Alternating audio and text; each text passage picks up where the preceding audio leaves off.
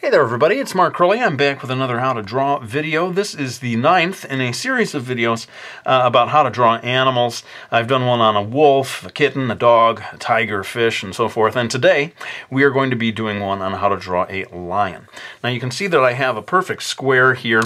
It is about 2.5 inches on all sides. That works out to right around 6.5 centimeters. But you can make it any size you want, so long as it's a perfect square. Now you can see that I've split it into 4 smaller squares by way of these intersecting lines. And right now I'm going to add just a few more lines before we get into drawing the various facial features.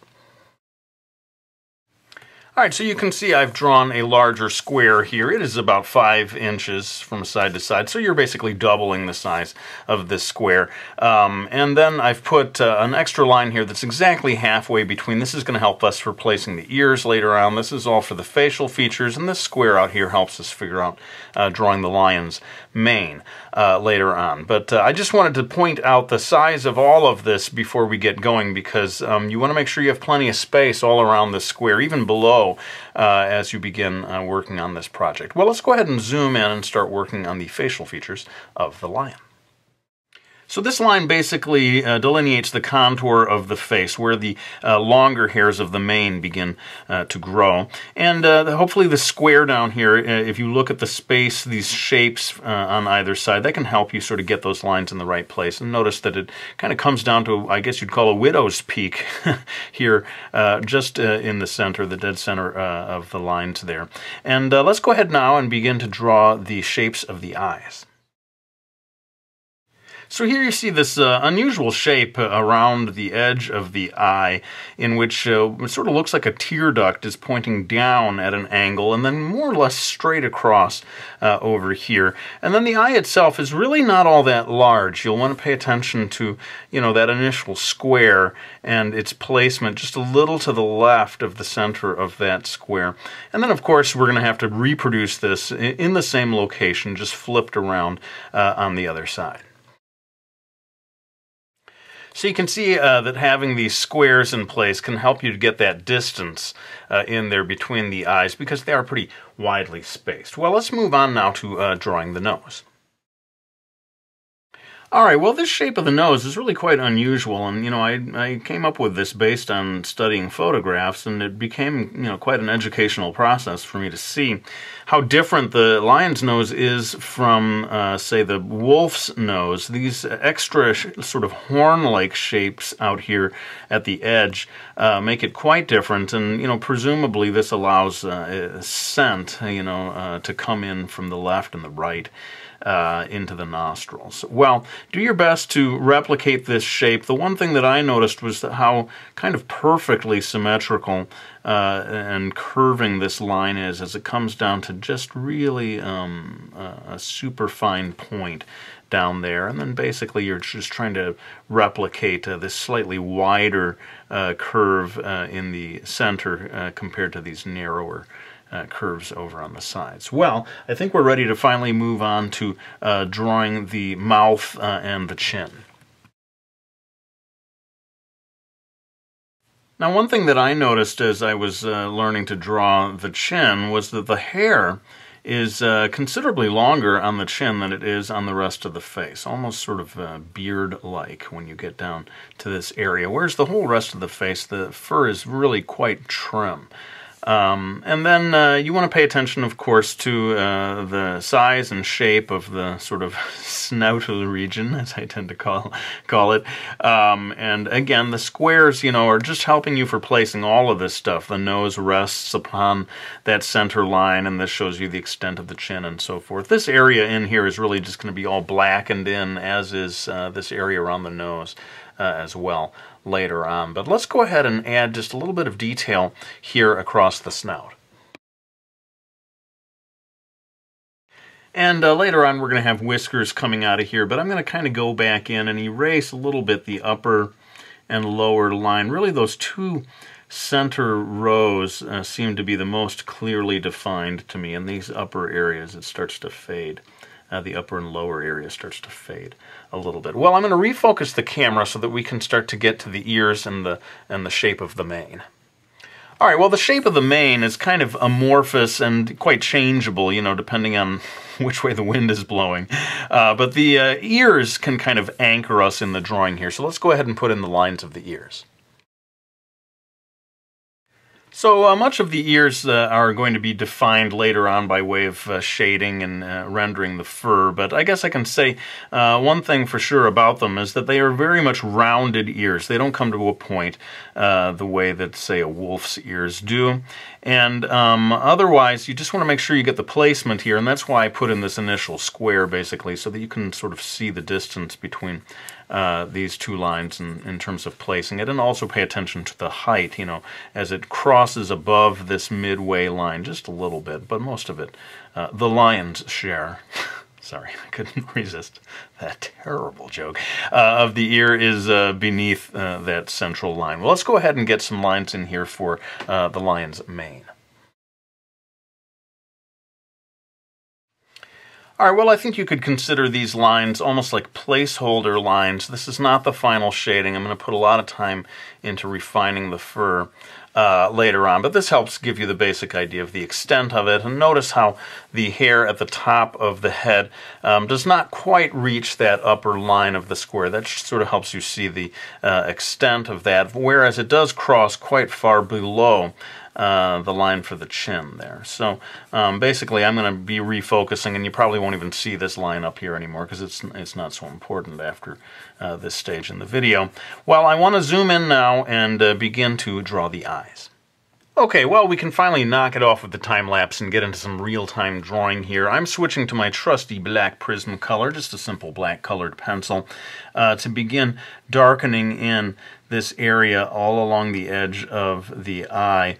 I believe that this black area helps the lion's eyes to focus, kind of like, you know, with football players will put, you know, black markings underneath their eyes to sort of keep the sun out. And I learned that by reading the comment section of my wolf video, where a lot of people were sort of educating me about the purpose of this blackness all around the edge of the lion's eyes. But as I studied photos from this point of view anyway, it's not completely equal in width all the way around the eye. It seems to me you get a certain thickness here on the left edge of it, and it narrows a bit as you get over onto the right-hand side.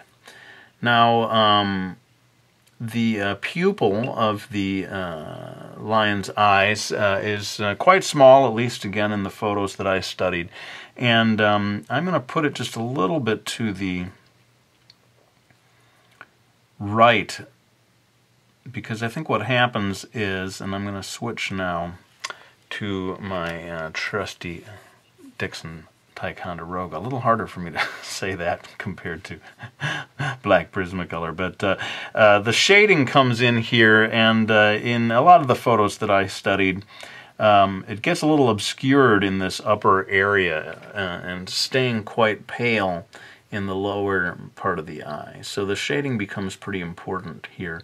Otherwise you end up with this slightly bug-eyed looking lion. And you know, even having added the shading, it still is looking a little weird to me. I think the more we build this up and maybe even blend in a bit with the black Prismacolor, the closer we can get it to looking natural. Now, of course you want to try to get this shape down accurately, but another aspect of it is the sort of fur in the immediate area of the eye, which has a particular pattern, at least in the photos I studied, a very whitish area of fur just below, all along this edge. And you can begin, although we're not going to get into shading in the whole area of the cheeks quite yet, you can begin to sort of delineate that if you like, just to sort of remind yourself to stay out of this area when it comes to shading. It really is quite pale in that area. Not so along the upper edge, where the fur comes in pretty close, and it's a little more gradual as it goes from that black almost eyeliner kind of a area, and begins to move into the, as I said, sort of very tightly cropped hair that, or fur that covers the entire face. Now, I also noticed a sort of a whitish region just over here to the right of this eye.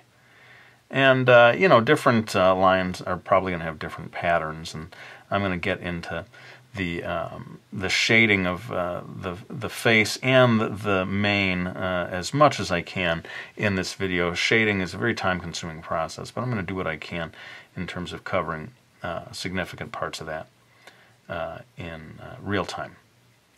And happily, we have a sort of another mirror image situation here, so that I can just go ahead and shade in this eye over here exactly the same way.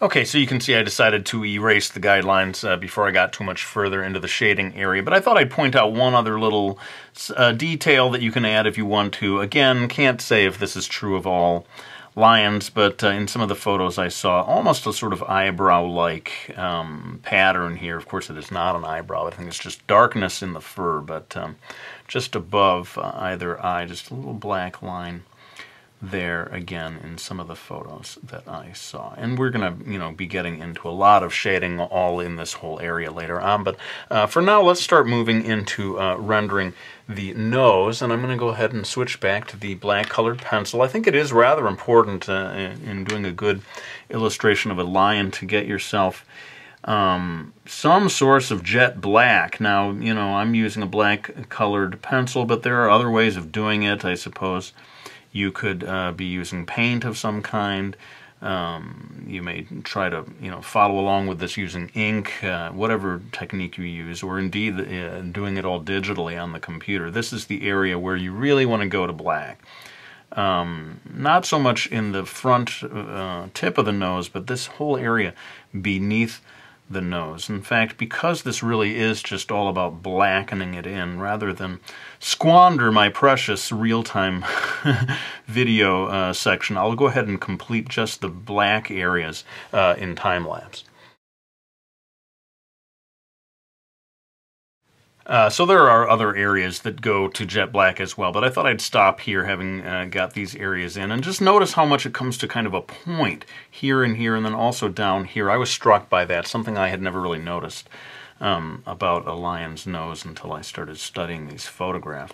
So I'm going to go ahead and shade in here. It's really a mix of pink and black, again in the type of lion that I was studying. But since I'm doing this in black and white, the sort of pink areas are all sort of symbolized by gray here. But there is a black area, darkened area right in the center that would be right along that line before I erased it. Way to go, Crilly. But notice the curvature of this line. In fact, I'm at this point maybe going to switch back to the black Prismacolor. For getting this in there.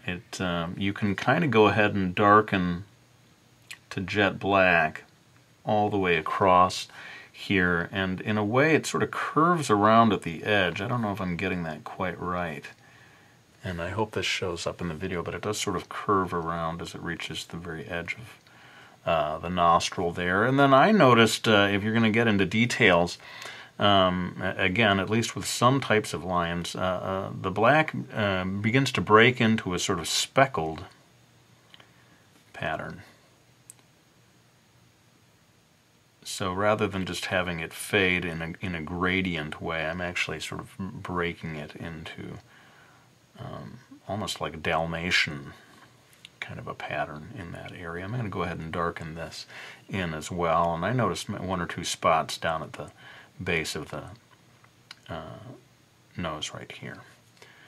And hopefully that gets us to where, I guess I'll do just a little bit of shading here with the Dixon Ticonderoga, just an ordinary number 2 pencil.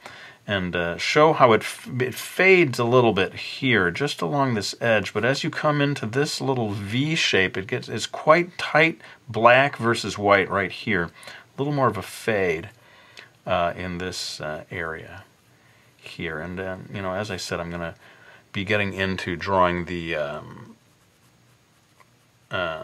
fur along the face and so forth later on in the video. But for now, I just thought I would point out this sort of blurry shading area just at the edges of both sides of the nose before it tightens up again at the top.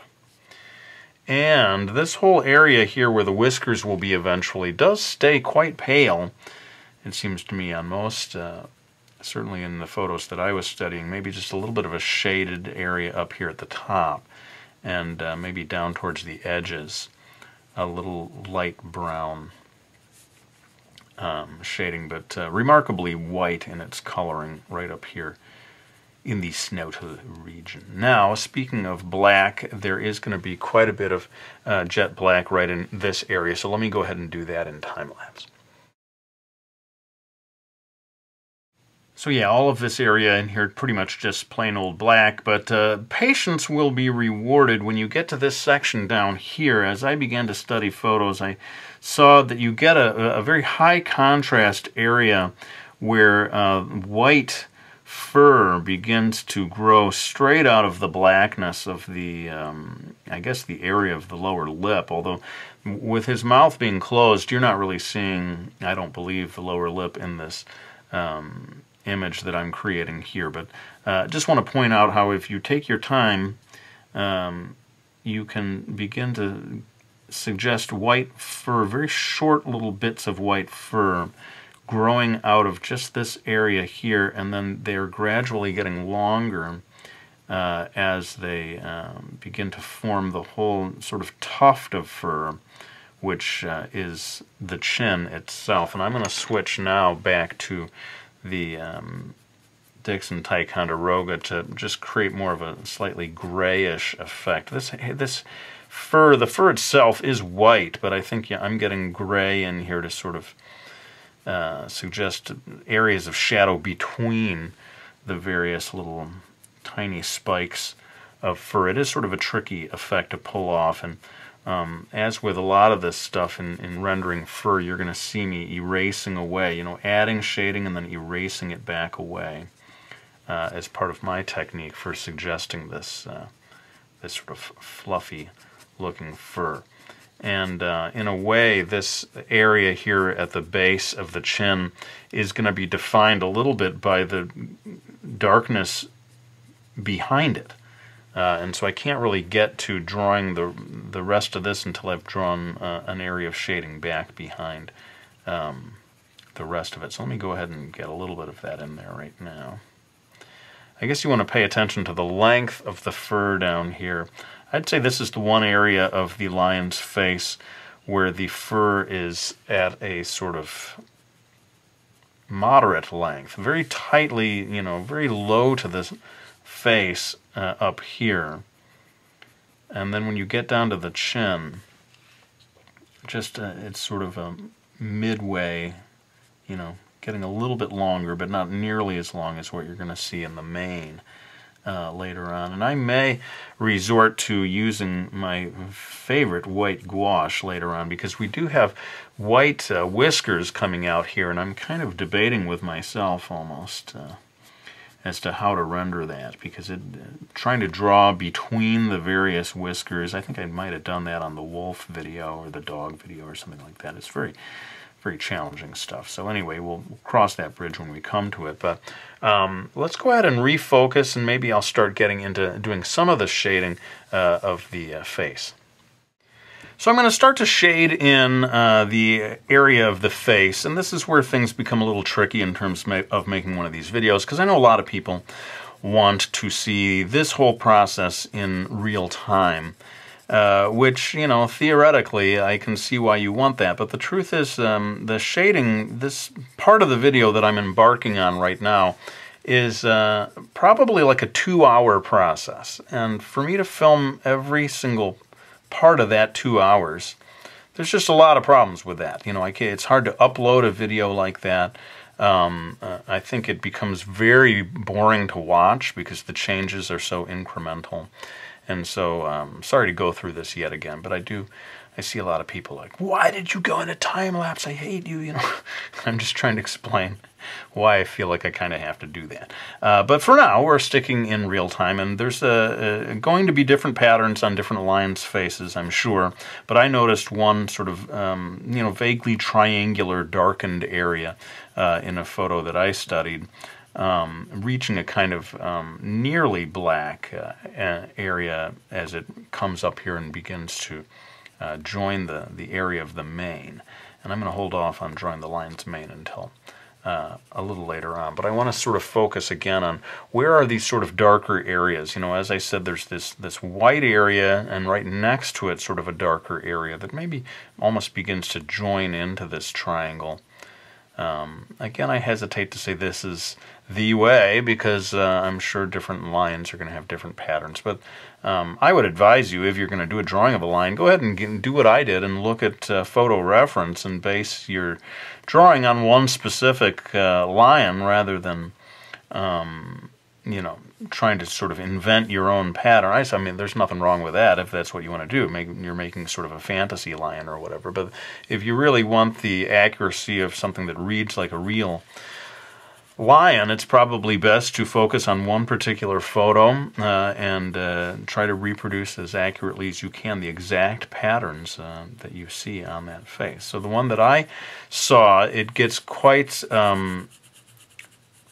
not super dark, but there's a very pronounced area of darkness over here on the side. I guess what you would say is the cheeks.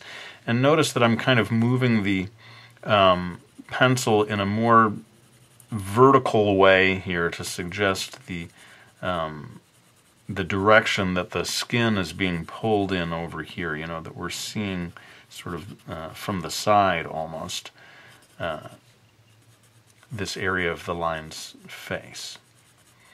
And you can kind of take advantage of this technique in order to suggest the shape, right? So if I switch here and begin shading with a more vertical left to right kind of a style, that may help to suggest the shape of the snout here.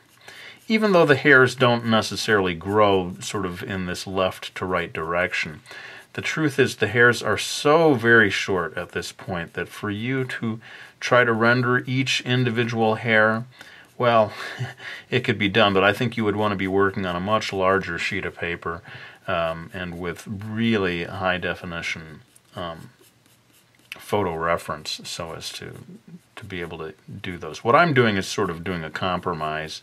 I may try to indicate a little bit of individual hairs, but for the most part I'm just sort of shading in a way that I had been taught really from many art teachers, this idea of shading in the direction that you're trying to make the viewer see.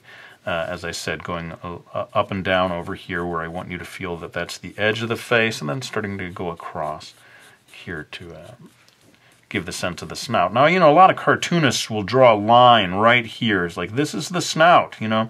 Well, no such line exists in real life.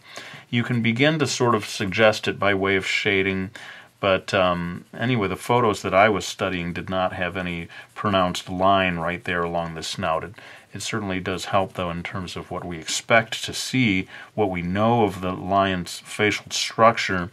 You know, you may sort of cheat it a little bit and darken the area in just in a sort of a vertical stripe right here so as to convey that feeling of the snout. Now, I noticed that this area of what looks like a tear duct sort of extends, the shading sort of extends and almost joins with, as I'm saying, the slightly imaginary area of shading here that is helping to convey the snout. You may see some darker areas right down here along the nose. And then this area here, you know, I'm going to continue to refine, but I noticed a sort of irregular, you know, ever so slightly tiger-like patterning here along the edge, rather than just a solid area of gray. And yeah, I hope that this has helped you, this sort of real-time area here. Let me go, I'll sort of complete the process. I'm going to take advantage of the symmetry of the lion's face to do this area in time-lapse. But at least one photo that I looked at had a sort of, again, slightly, it's like an upside-down teardrop kind of a shape that was coming up above the eye here. Specific, as far as I know, to that particular breed of lion. But then I noticed this area just outside up here as it begins to near the mane, also fairly pale up here, this whole area. And at the end you may see me add some whiskers up here, just as you see in cats, sort of in the eyebrow area, some additional very fine whiskers up there in that area. And yeah, so bear with me, I'm going to go ahead and kick it into time-lapse to finish this other area of the face.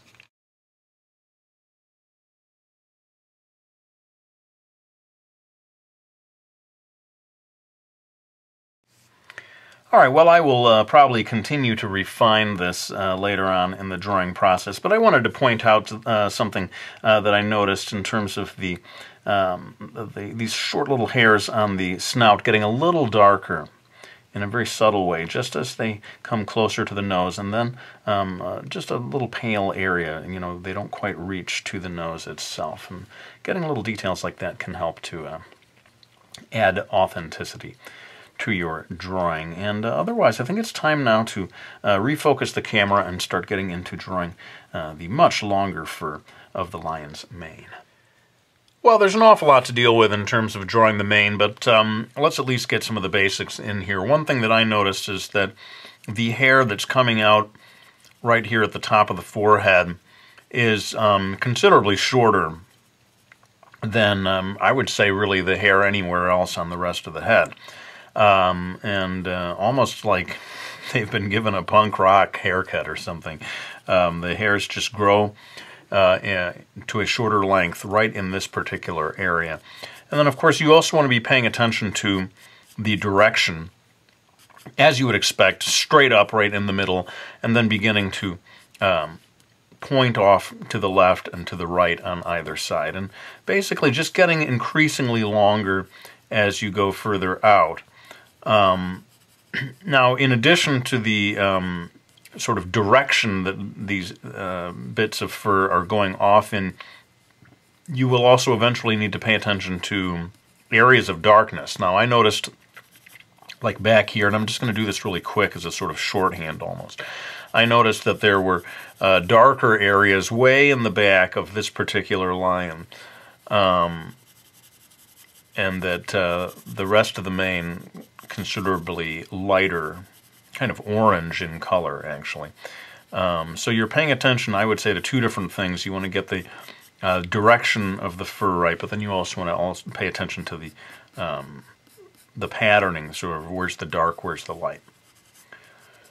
And yeah, it saddens me that I can't go into the entire process here in real time. It just is so time-consuming to render areas of fur like this, but let's see how much more I can do before I have to switch to time-lapse. Almost like the face of a clock, the hair is pointing, up in this area diagonally. The longer the fur is, the more of a bend there is to it, seems to me, so that you might have fur that's growing kind of straight out here to the left, but because of its length, it begins to curve down. So this whole area here has that sort of, closer to the face. It's you see the direction of the fur going sort of horizontal, but then by the time you come out here, it's curving quite down in a what is that, southwestern direction. In fact, some of the hair that I saw was pretty much pointing straight down. But in terms of the dark light patterning, the darkest area seems to be closer to the face. Again, at least for the particular lion that I was studying. in this area. So it sort of flips around from where it was up here. Light down here, getting dark in the back. Here, dark immediately close to the area of the face, and then a little lighter as it comes out. So many variables here, though, in terms of the way the sunlight happened to be hitting the fur in that particular photo that I looked at. So I don't want to give the impression that all lions look like this all the time. And what else can I say? As I said, this whole area down here is going to have quite a bit of shading, if only to show the whiskers and the fur at the chin and so forth. So I'm starting to sort of build in here an area of darkness in a fairly messy way, quite frankly. This is all just sort of a base layer that I will be refining and adding to later on. But suffice to say, you want to get a good amount of darkness right down here around the snout in anticipation of whiskers, white whiskers, that we'll be adding later on. So I'm just sort of building that up. And then it seems to me, compared to the wolf video that I did, that a wolf's fur is fairly predictable in terms of the direction that it goes in. The lion's mane can become, I don't want to say messy, but the hair is just going off in a variety of directions, so it's a little less predictable, just maybe a little more organic in terms of where individual tufts of fur are pointing. So especially as you get further down here, up here I think it's a little more predictable, this sort of, like I said, clock face type of thing, but especially down here you're going to see lots of little tufts of fur sort of going their own way and so forth, and that's going to add an element of realism to your drawing. I suppose before I start going into time-lapse, I'm going to point out the fact that some of this stuff is actually rendered by way of the eraser. I'm sort of trading back and forth between drawing fur with the pencil and then sort of drawing with my eraser, by way of erasing away. It sort of creates little areas of what appear to be lightly colored bits of fur. And I suppose I ought to talk at least briefly about the ears. Now, I noticed in different photos of lions, some lions, the mane was so thick you couldn't even see the ears. Others, I just noticed a surprising variety of ears when it came to lions. Some of them with, like the one that I'm drawing here has very tightly, I'm saying tightly cropped, as if it's been cut. It has not been cut, but it just grows very short. The hair grows very short on some lions' ears. Other lions very furry, almost like sort of teddy bear-like fluffy fur in that area. So there does seem to be a variety within the lion species in terms of the ear, the length of the fur, and so forth. But the shape seems pretty consistently nice and round, just as you would imagine.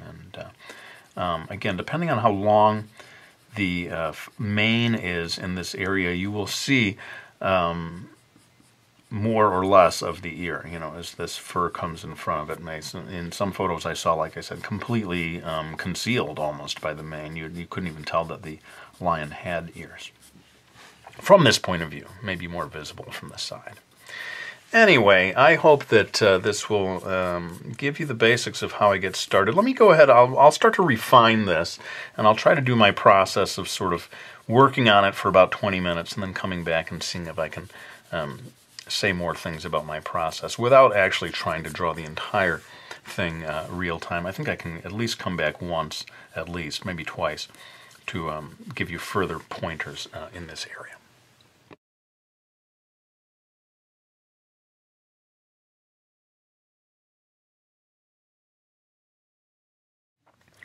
All right, well, I thought I'd take a break here and talk a little bit about my progress. It's all about building things up, and one of the nice things I think about drawing the fur of a lion's mane is you don't really have to commit to any one line that you put down. You're going to be erasing things away. You're going to be building on top of it. So any one individual line is not going to wreck your drawing.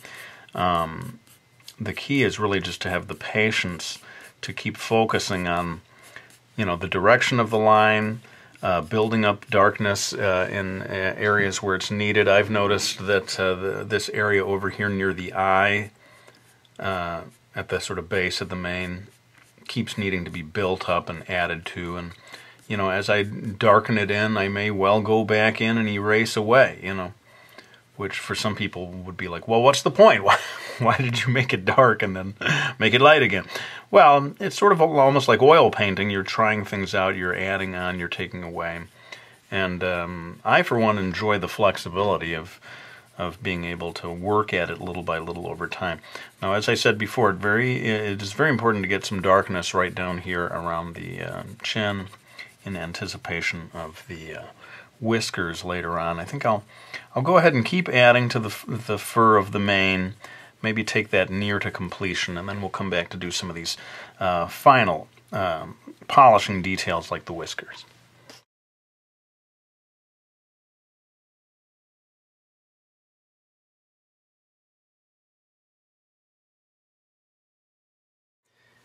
Okay, so, clearly with the lion's mane, there's just no way that I can teach you every single line in the process. It's too complex. There's hundreds, if not thousands, of lines that are making this up, and for me to try to describe each one of them to you and give you advice on how to do it is just maybe beyond the scope, I would suggest, of any video, short of one that goes on for hours and hours. So in any case, I can say though that this may well be one of the videos where I think you do kind of need a black colored pencil, or at least some really dark pencil to get the high contrast. An ordinary number 2 pencil is never going to get as black as this one does. And again, I don't like to tell people, go run off to the store and buy a black colored pencil. But if you want to get these results, you're going to have to find some darker tool than a simple number 2 pencil, I would say, to get the high contrast going on that you see here. But don't forget also that, erasing away is a key to this effect. And one of the things that I found myself wanting to do is to keep going in here and putting irregular tufts of fur, that it was looking too clean. They were all going in largely the same direction. And you certainly want you want to give that effect of wildness, especially in this lower part of the mane. So using the eraser, using the pencil to kind of deliberately fight against whatever clear, repetitive patterns seem to be forming, that can help a lot. But otherwise, I think it's time to move on to doing the whiskers. I'm going to zoom in here, and I am going to be probably switching to my trusty white gouache for achieving this effect. Okay, so I've got my white gouache here, just an opaque paint that you can get at any decent art store, and I've watered it down just a little bit. The trick with this is to try to get just the perfect consistency, thick enough that it becomes opaque, but then thin enough that it's easy for you to spread. So I'm coming over here to where the whiskers would emanate from the face, and you kind of have to just dash it in there quickly. I think you can't go too slowly, or you won't get the natural smoothness of a whisker. You hear me like pausing every time I do it. I'm so nervous about doing that. And sometimes you see me do like a false move where I'm just trying to get it to just touch the paper barely. And it's a little hard to know exactly how close you need to be, especially when you're moving really quickly like this. So I guess I'll slow it down just a little bit, maybe going a little too fast there. But I noticed just a little gentle curve to some of these whiskers. And I do think it's pretty important to get these in here with white. I think with was it my kitten video? I decided to just sort of cheat and make them black, with just pencil strokes, and something was missing. from that final illustration. Now there you can see there's a little warble to that line because I maybe slowed it down a little too much. So learn from my errors of judgment, friends. Now some of these are getting a little too thick. I'm trying to water down the paint, get it to run more smoothly. Now I'm right-handed, so those were a little easier for me to do. It's this motion from left to right is easier for me to do than right to left, which is what I need to do here. So let's see if I can pull this off here. I would say they are mostly just sort of going somewhat horizontal. Maybe one or two will go more dramatically north or south. But for the most part, just heading off there. And I'm seeing a lot of them, even if you can't see them touch the snout, you can still see them way over here, the extent of how long some of them are. And yeah, you know, I'm probably going to go in here and try to touch up some of these, but let me do that in time lapse, and then we can... oh, you know what I can do? Yeah, it's still in frame. I'm going to use this white gouache to add a highlight to each of the eyes. That's going to make them shinier, add to things. I did not see highlights in the area of the nose, at least in the photographs I looked at. And see, now as this gouache dries, it's becoming less opaque, which is kind of a shame. And so I'm going in more slowly than I would like, just to make sure that this, I double these things up as precisely as I can. See, look at that. That one's not real smooth. It's a tricky thing to do, no matter how many years you've been at it. This gouache thing, you really gotta keep after this gouache stuff. There's a certain speed at which you can maintain control without the sort of quivering of your wrist showing up in the stroke of the paint. And I'm trying to find that precise speed with which I can get this in here. Anyway, you get the basic idea. It's a tricky thing, but if you can pull it off, that little final touch of Whiskers adds a surprisingly important level of realism to the final illustration. And, you know, you can also go in here, because this is also just little white hairs, you can also use the gouache for this kind of stuff. In fact, you know, throughout the entire illustration, I may go back in and take advantage of the white gouache's ability to give you these nice little bits of fur that are pretty hard to render by way of pencil. Well, let's go ahead then and finally refocus so that you can see the completed image. Alright, well, there's my video on how to draw a lion. I hope you found it useful. And if you did, keep in mind that there are 8 other videos on different kinds of animals that you might enjoy just as much. But I want to take a moment to thank anyone who has supported me by getting any of my books like Miki Falls or Brody's Ghost, my 2 graphic novel series, as well as Mastering Manga and Mastering Manga 2, my How to Draw books. Always so appreciative of people who decide to help me out by picking up any of those books. But let's go ahead and lay down this pencil. I want to thank you all for watching this video. I hope you found it useful, and I'll be back with another one real soon.